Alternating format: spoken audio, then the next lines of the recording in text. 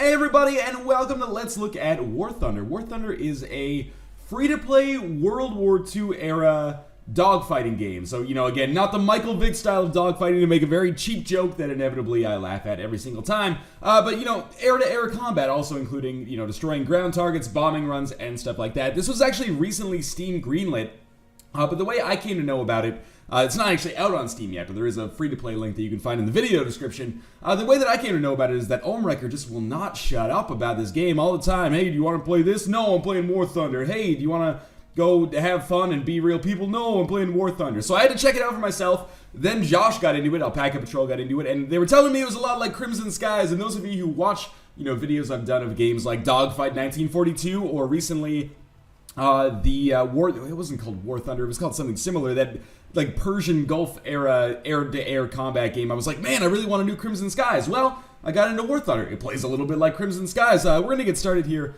fairly quickly. I have positive impressions of War Thunder so far. I've played very little, somewhere on the order of an hour, which is not nearly enough to understand what's going on. But basically, why don't we just do a test flight quickly?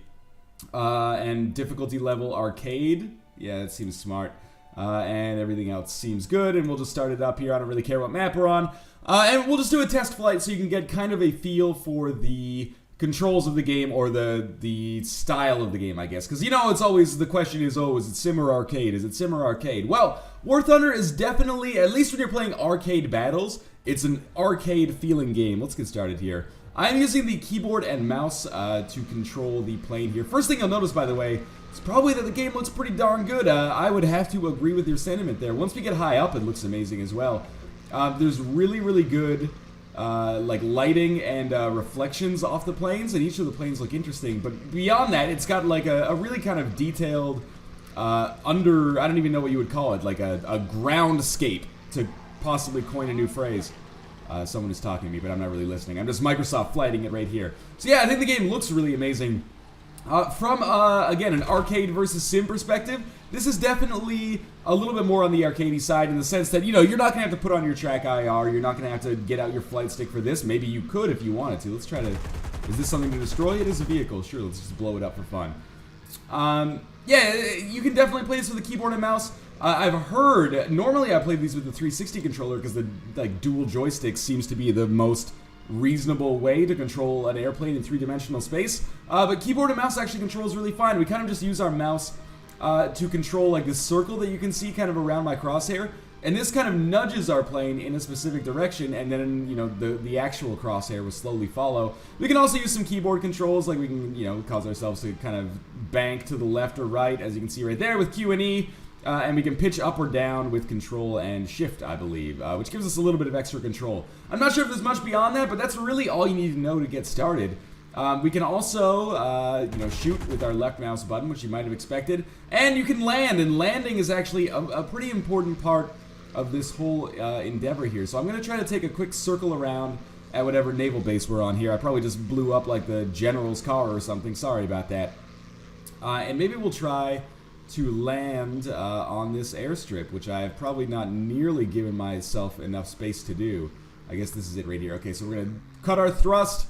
Might have to pitch up close to the end, and I think we can land on this airfield. Slow down a little bit. Touchdown. Alright, that probably didn't go as well as I wanted it to. I can leave my aircraft and hopefully survive. There we go. Alright, engine died, propeller was broken. Could have been worse. Could have been worse, probably. That happens to me a lot. Alright, so that's a pretty good primer of what the heck goes on in War Thunder. Let's play a game here. We're going to play arcade battles. Again, this is probably a game that I could check out again several months down the line, because I've never checked out historical battles or full real battles, largely because the community that plays in these kind of games scares me when it comes to being a novice. I would rather get good at the game, or at least understand what the fuck is going on, before I start jumping into like the Battle of Stalingrad or something, or I don't even know what's a famous aviation-focused battle from World War II. The Battle of Britain, there you go. I'd rather do that. So I'm going to check, I'm going to take this plane here. The interesting thing about this is that it's almost a little bit Counter-Strikey in a certain extent. I mean, the games are objective-based. We're playing Domination, which requires us to land on some airfields like these ones and then kind of capture them, almost like holding a point or something in a game.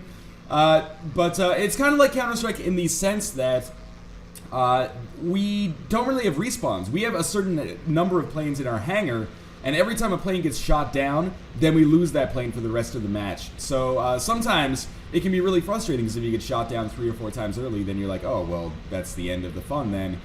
But it's also really interesting, and it forces you to be a little bit more cautious, and there's also ways to repair your planes. By landing at airstrips, for example, and kind of just chilling there for a little while, you can sometimes repair your planes to the point where they're usable again. So let's touch down. This is not working so well. Oh, god damn it, every single time. Okay. Did I at least capture the point? Not even close. Apparently flaming husks don't count.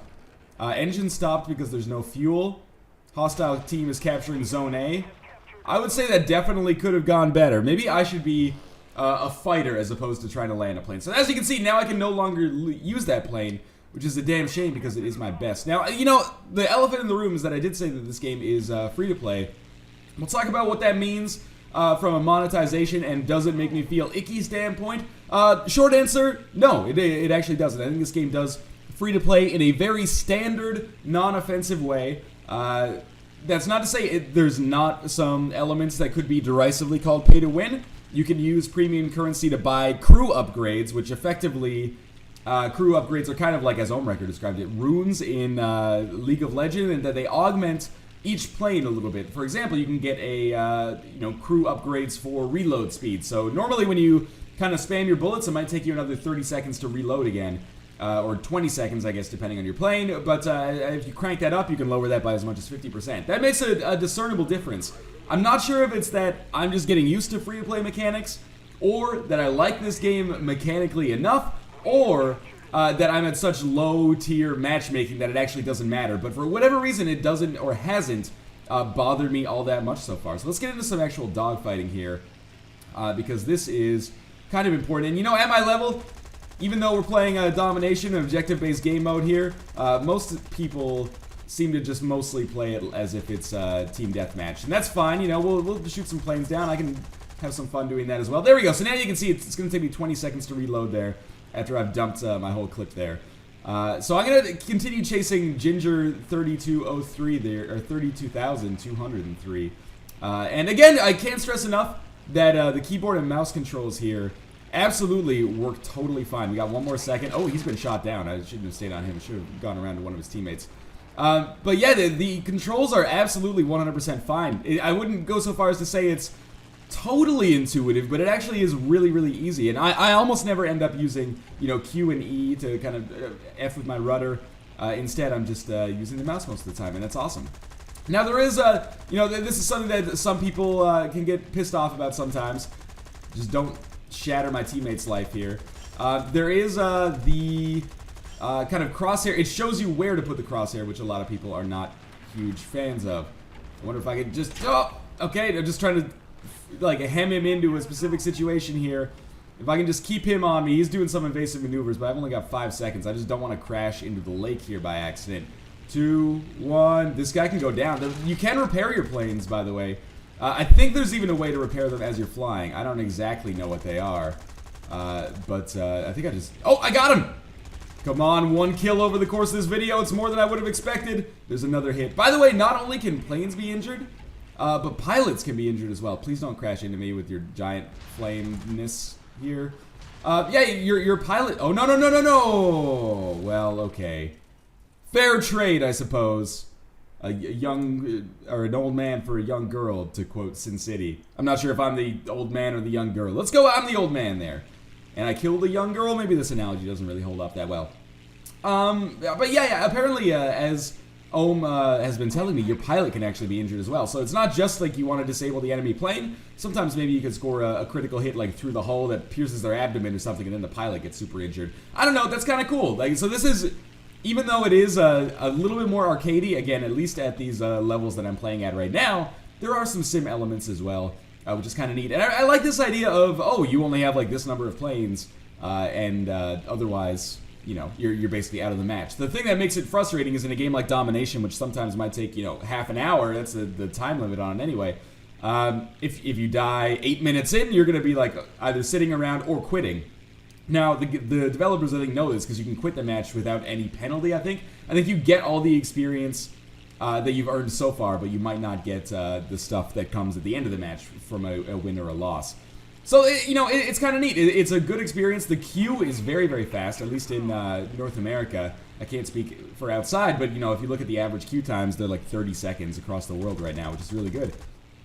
I don't think I got the last kill there, or the last hit there, to put it in Dota terms. I should probably try to capture an airfield somewhere. Maybe we can go for Airstrip A here, and we can kill Sega 76 Roos. The other thing is there are these like kind of AI-controlled ground targets. So I believe once you control an airstrip, these ground targets will come in, and these will be like anti-aircraft guns or tanks or armored vehicles and stuff like that. And you want to destroy these so that you kind of have an easier path with getting to the end, because there is some AI-controlled riffraff that can actually knock you down. Some planes will have tail gunners. I mean, what you can see shooting at Deadman Phantom here, I believe, are these AI-controlled guns. But you can use some of your perks or your in-game experience to buy tail gunners, which can sometimes be, the difference between life and death. This guy hates people running into you head first. There actually is fairly prolific ramming in this game. Oh man, that was really bad of me. Fairly prolific ramming in this game, which, seems to annoy some people, I guess. I'm just kind of spamming these ground targets, because this is a way to be pretty useful for your team. Oh, I gotta reload now. It's a way to be pretty useful for your team, even if you suck really bad. Actually, our team is... I wonder if I could just swing, like, the world's worst landing on this airstrip right now. Like, if I just wrench the rudder really tightly. It's just like parallel parking, right? Okay, throttle down. Throttle down. Pitch up. Adjust the yogs cast. Okay. Soft landing. Here we go. That's good! We landed! Now we'll see if I can capture this. Okay, so just stay still. I'm not even sure if I'm still on the airstrip. So we might actually have to get up and then try to get... Okay, so let's do a very slight takeoff here. This game really makes my anxiety about flying a lot better. I used to be a very anxious flyer. Less so now, but still a little bit. But Jesus Christ, if I can stay in the air for the most part with all these bullets flying... Okay, then I'm sure these commercial pilots can do it, with literally just seagulls up there. Okay, so let's come low. Touchdown. Here we go, touchdown. That's good. I'm going to capture it. You can see that A is getting taken there. Here we go. I took it. I'm a genius. I think I took it anyway. We're very, very close to destroying the enemy. I mean, there's multiple ways to get victory in a game like Domination. You could capture all the points, which is what I do, because I suck at shooting enemies down. Or you can shoot enemies down, because by shooting them down, they'll have less planes with which to fight you with in the future, and then you can maybe press an advantage. So I may have accidentally been extraordinarily useful to my team for once there, which is pretty crazy. Now, there are other... Ooh, we got achievements here. Most assists for destroying aircraft. That seems unlikely, but I'll take it. What was I going to say? There's other different kind of objective-based game modes. I didn't do too bad there. What was that? That was like 16 on 16. It's kind of interesting. I've usually played like the 3 on 3 or 4 on 4 games so far. So let's talk about the free-to-play stuff before we do one more game. Everything is based on two kinds of currency. One of them is gold eagles, as you can see here. One of them is silver lions. Now, you get silver lions and experience for completing each match, but I don't believe that you get golden eagles for anything beyond converting your silver lions into golden eagles, if you can do that. I'm not actually sure if you can. Let's see if you can buy gold. No. I think this 3 represents dollars, actually. Anyway, so I guess there's no way to get the secondary currency in the game. You get a lot of the silver lions, but things also cost a lot with respect to silver lions. You can also buy silver lions as well if you want. Like, for example, if I wanted to add another airplane to my crew, admittedly, this would be a huge advantage over other people, but this would cost me another 50,000 silver lions, which probably represents, I don't know, at least 4 or 5 hours of play. Maybe that's not so bad for a lot of people. And this is far from the most egregious free-to-play model that I've ever seen in my entire life. It still kind of leaves a bad taste in my mouth, but, in this case, maybe it's the lesser of two evils. If the free-to-playness is enough to get a nice community around this kind of arcadey, half sim, half arcade airplane or aircraft combat game, maybe I'm okay with that. I haven't spent any money on it personally. They actually start you off with a nice little chunk of golden eagles, which allows you, if you look at my crew here, that allowed me at least to upgrade my reload speed a little bit. So that was awesome, I guess. But we can also, upgrade our repair speed or number of experienced gunners. our G tolerance, which I don't know if that makes any sense, or our own pilot, you know, like I said, our vitality, because sometimes the pilots can actually be hurt. Anyway, that's what's going on with that. You know, we can also adjust our plane using our golden lines, I believe. We can, change the ammunition belt that we have. So, you know, tracer bullets or ammunition that's better for ground targets, etc., etc. But you have to be a certain experience level to make that happen, and I am not there yet. Hey, backup plane actually seems really useful. Let's buy that up. Yes, indeed. You start with these first 3 planes, by the way. The 4th one is one that I bought with my Silver Lion. So let's do one more game. Average wait time right now is 43 seconds, which makes sense considering I am playing this in the, you know, North America at this point, and it's like 11 a.m. on a Tuesday, when I'm guessing that a lot of people, you know, probably going to have more important things to do, like work, for example. So, in terms of, okay, now I feel bad because I'm like, is this really a World War II themed shooter, or is it World War I? I believe it's World War II, but maybe there's some kind of localization issue, which makes it so that the company can't actually use the Nazi flag. So this is just the German flag right here. Not the existing German flag, obviously, but the flag of, like, the German Federation. And then we've got Russia and Great Britain and Japan, all of which you can play as. So yeah, that's what threw me for a loop there, was the flag here. I just thought about that. But then I remembered, you know, hearing stories about Wolfenstein and, you know, Paradox Games being unable to use the Nazi flag, even though it's historically accurate for the era. Anyway, I think, I'm not trying to start an argument. But obviously, by the fact that this game is about World War II, there's probably going to be an insane argument in the chat. Oh, no! The World War II was actually caused by the Treaty of Versailles in World War I. I read about it in history class last year after homeroom. Just get over it. It's a video game. Take that to Ask Historians on Reddit. Post it in the comments of a Dan Carlin podcast. I encourage you to do so. YouTube is not the place for historical discourse or debate on touchy subjects like that. And if you think it is, maybe you're the ding-dong in the debate, even though you think you're the smart guy. Smart guys don't debate about smart things on YouTube, for the most part. I've done it myself a few times, I'll admit. Okay, so this one is a ground strike. I've never actually played this map before, but one thing I do think is a great strength of this game is the fact that the maps all look diverse and very interesting. There's a map, like, I mean, you can see this one's like in a canyon, which is, you know, beautiful. There's another one that I had in the Pacific, which was like a series of rice paddies, which was actually kind of similar in topography, like the altitude of some of these rock formations, but it looked really beautiful as well. I think the game has done a very good job creating some striking and unique environments. So, you can see our 3 objectives on this map. We're going to destroy enemy base, destroy enemy aircraft, and destroy enemy ground units. Oh my god, there's so many of them on me already. So I'm probably just going to focus primarily on the objective. I've never lost a game where the objective was to destroy ground targets, almost entirely because a lot of the people, at least at my skill level, oh, this guy is fucking on me.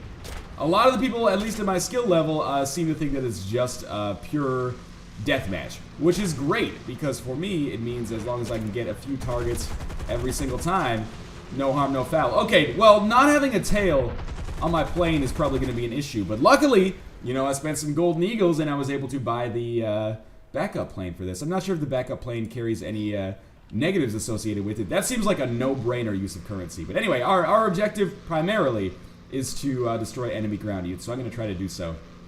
You know, when Josh said the game was a little bit Crimson Skies-y, he's not wrong. This game feels fairly similar.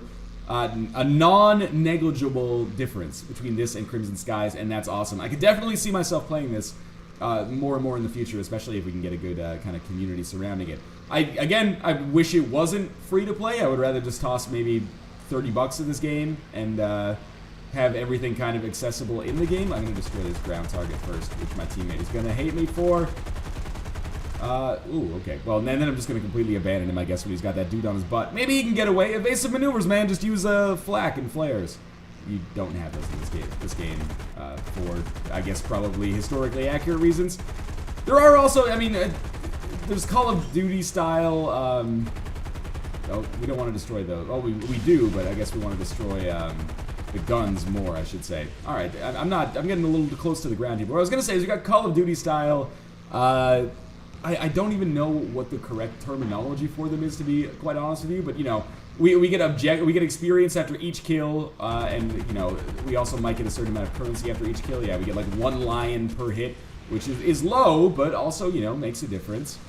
And again, you can see just by spamming the enemy's objectives here, I am probably... Oh, man, there's one behind me. It's all good. I have no idea. When it comes to evasive maneuvers, I'm fucked, basically. If a dude gets on my ass, I am totally screwed. Don't take that out of context. Again, I don't actually think that killing these armored cars does anything. I'm coming in, like, so hot on all of these. Okay, we still managed to make that work. Now we should move a little bit, because we are taking some damage. Again, if we land at it, I can bring up my map here. Oh, maybe I shouldn't. Let's try to shoot this guy down before we get shot down. Apparently, if I bring out my map, all these guys, like, right on my butt. If I bring out my map, I can find, like, a friendly airfield to land at. And if I actually manage to land at it, let's pop that up for a second. Oh, it's a long way away. If I actually manage to land at it, no tail again. Oh, no, we're all right. We're all right. It's okay. Just hit the Q key. There's no wings anymore. I'll leave my aircraft in 9 seconds. So all I really got to do is, you know, land it. ASD, as that guy says. Oh, all right. Well, I'm pretty sure we're gonna walk away from that one. Okay. Let's go back to our other plane here. So yeah, in terms of my meta thoughts, as I often inaccurately call them, I think War Thunder is actually totally fun. I think it's really accessible. You can jump in and, you know, controls fairly intuitive.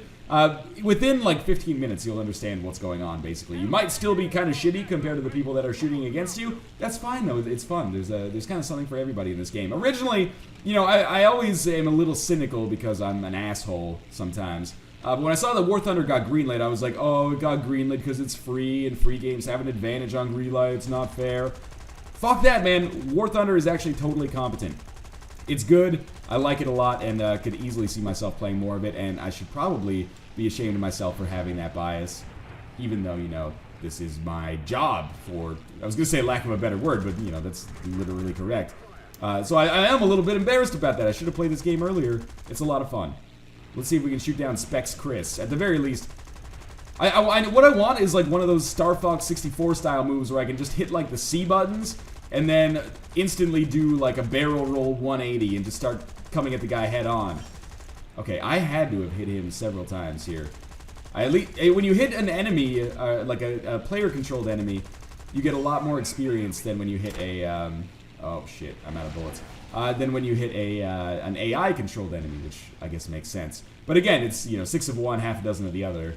It's still not a whole lot in the whole scheme of things, but you get a lot of experience and silver lions when you finish a match. I don't know how long the upgrades... Oh!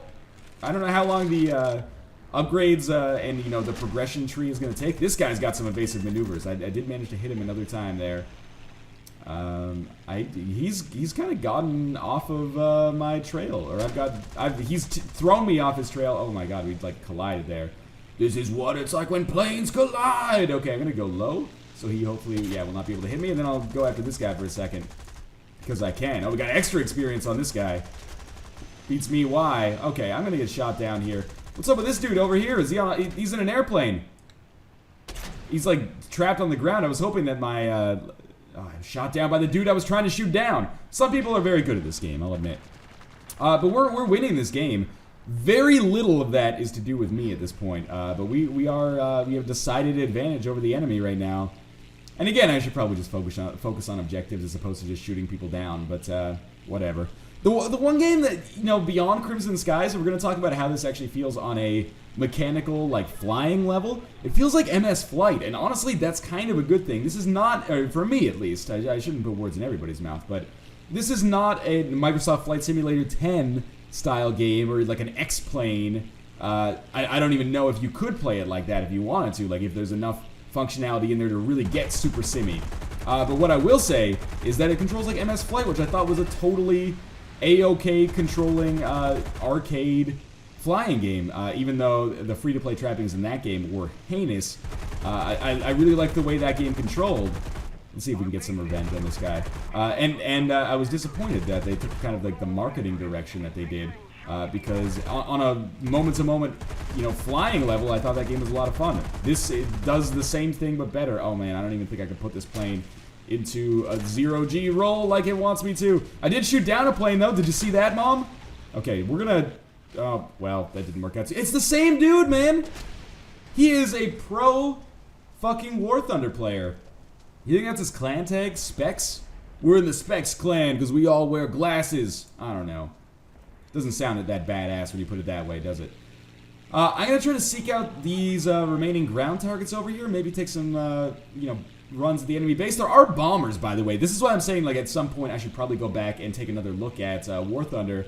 Because as is right now, I'm scratching the surface. I only play fighters. I have not unlocked very much, nor have I done the historical or full real battles.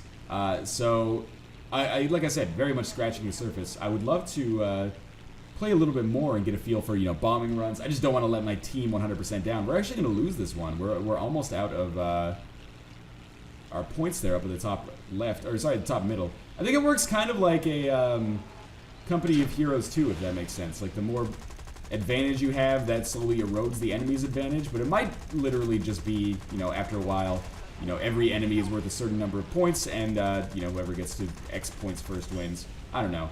I'm definitely, someone's hot on my trail right now. We're about to lose.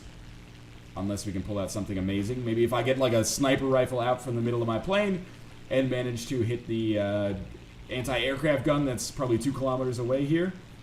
If I can just not die before the game ends. Yeah, there we go. So the game did end. We barely lost, at least. That feels good. So it is an AA gun, or an artillery gun there. And that's going to do it for Let's Look at War Thunder. I hope this was a pretty good look. I did fairly well on my team, but, you know, there's a big difference between first and last here. It was fun. I like War Thunder a lot. I've spent a little bit of time with it so far, but looking forward to spending more time with it. Non-offensive free-to-play trappings, as long as you have a fairly decent or normal tolerance for free-to-play trappings, which I didn't used to, but I do now. And totally cool aesthetic. Game looks good, plays even better. Again, I'm having fun with it. It's free to play. There's a link in the video description. You can go get in the beta test for yourself. As always, thanks for watching, guys. I hope you've enjoyed this video, found it a little bit entertaining or maybe even informative, and I'll see you next time.